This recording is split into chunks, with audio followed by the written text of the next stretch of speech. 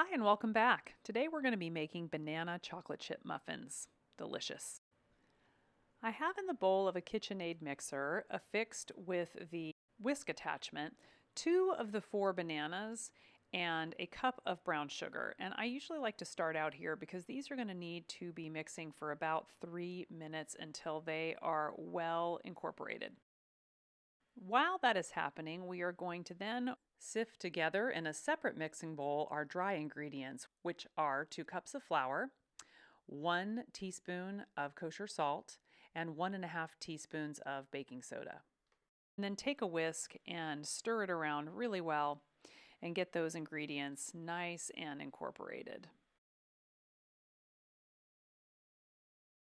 Next, we're going to take the 2 remaining bananas of the 4 and we are going to put them in a separate bowl and use a masher. You can use a fork to mash them, which is what I'm doing, or you can also use a potato masher.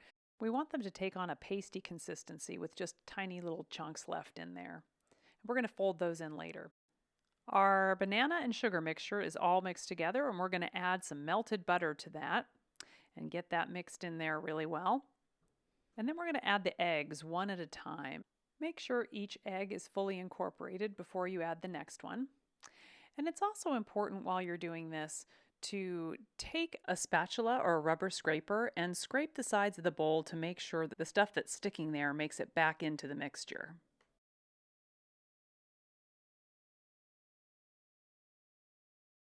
It's looking like it's time to add the vanilla, so we're going to do that. We're going to add 1 tablespoon of vanilla. It's looking pretty well mixed together. It's time to start folding in the dry ingredients. I'm changing from the stand mixer to the dough whisk, and I'm going to add about half of the dry ingredients and gently fold them in with my dough whisk. Over mixing is the enemy of baked goods. The more you mix it, the tougher the texture of your muffins will be, and we do not want that. Now it's time to add the remainder of the dry ingredients.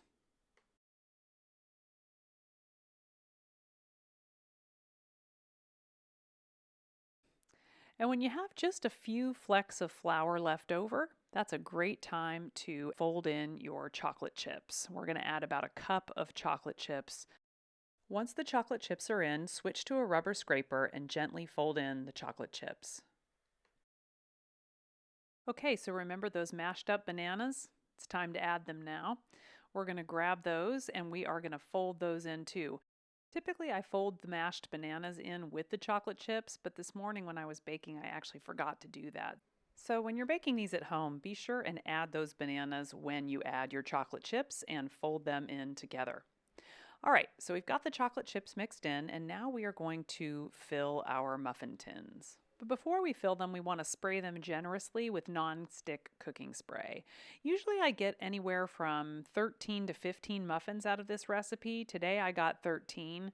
For simplicity of demonstration, I'm just going to focus on this muffin tin and this particular dozen muffins. What is the best part of a muffin?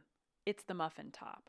And it's for this reason that I like to spray around the muffin cups pretty generously and fill the muffin cups up to the top, if not a little higher than the top, so that when they bake, we'll get a nice, healthy muffin top. But please do be sure to grease the area around the muffin cups, otherwise your muffins will stick to the tin and they will not turn out, and that would be a huge bummer. So we're going to fill these up as high as they'll go, and then we're going to get them in the oven. So our oven has been preheated to 325 and it's ready to go. And I'm going to put these muffins in and I'm going to set my timer for about 8 minutes. And after 8 minutes, I am going to turn the muffins so that they brown evenly.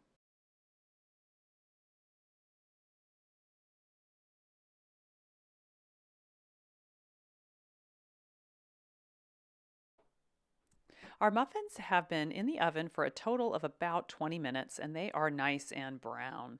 So I'm going to let them rest in the tin for about 2 to 5 minutes. And after about 2 to 5 minutes, I am going to turn them out. Before I do that, I like to take the edge of a knife and just kind of loosen them up a little bit because sometimes there are parts of the muffin that stick to the pan, which will prevent them from turning out when you flip them.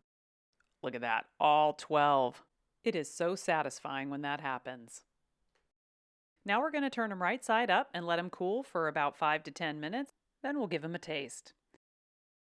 There you have it, folks. As you can see, making muffins isn't too difficult. If you do decide to give this a try, and I hope you will, please leave me a comment and let me know how it turned out.